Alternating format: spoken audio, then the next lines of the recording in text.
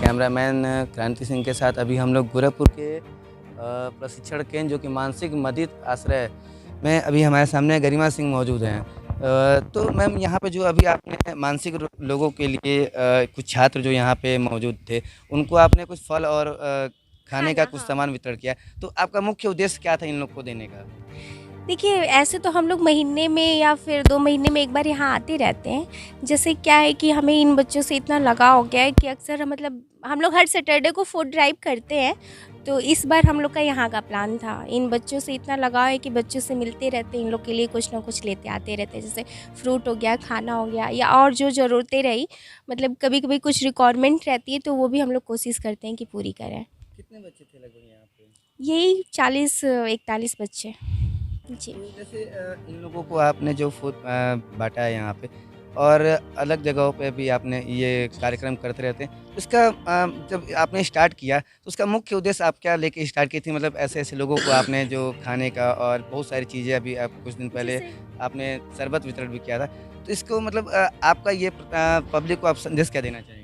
देखिए, हम लोग का कहना ये है कि हम लोग बेसिकली फूड वेस्टेज पे काम करते हैं। हम लोग फूड को वेस्ट ना करें। उन फूड्स को हम यहाँ ले जाएँ जहाँ उनकी ज़रूरत है, ज़रूरतमंद तक पहुँचाएँ। हम लोग देखने में ऐसा आता है कि कोई ना कोई पर डे एक पर 1 पर्सन ऐसा रहता है जो भूखा सोता है, वो 1 पर्सन भी भूखा ना सोए। हम लोग की कोशिश यही रहती है। वो जो वेस्ट हो रहा है उसे हम ज़रूरतमंद तक पहुँचाएँ।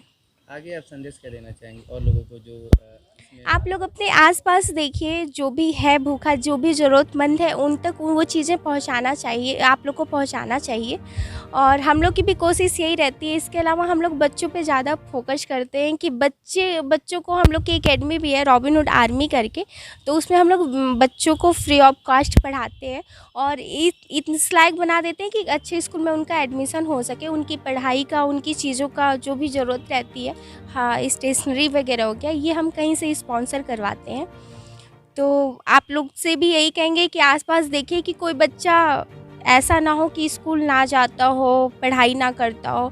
उनके पेरेंट्स अगर नहीं भी अलाउ करते हैं तो आप उन्हें मोटिवेट कीजिए, पढ़ाई की तरफ आगे बढ़ाइए और अपने आस-पास देखिए कि आपके आस-पास कोई भूखा ना सोए। जो आप वेस्ट कर देते हैं वो उन्हें दीजिए, जिन्हें उनकी ज़रूरत है।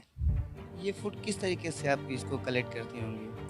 जैसे जैसे आपने इतने लोगों को बिल्कुल आप हम रेगुलर बाँटती रहती हैं, तो जी। ये कैसे कलेक्ट होता है? मतलब ये डोनेशन के रूप में या फिर किसी नहीं, फंड के रूप में जैसे या कैसे? नहीं फंड, जैसे हम लोग फंड नहीं लेते हैं।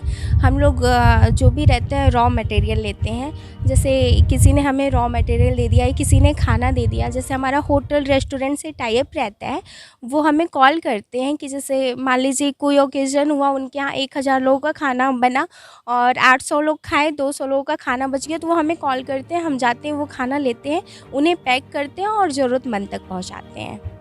इसके अलावा हम लोग कुक एंड सर्व ड्राइव भी करते हैं। जैसे हम लोग जितने रॉबिन्स हैं खुद चीज़ें कलेक्ट करते हैं। कोई चावल ले आया, कोई सब्ज़ी लाया, कोई नमक लाया, कोई तेल लाया। ये सारी चीज़ें ले कर के हम लोग खुद बनाते हैं और फिर वो लोगों में डिस्ट्रीब्यूट करते हैं।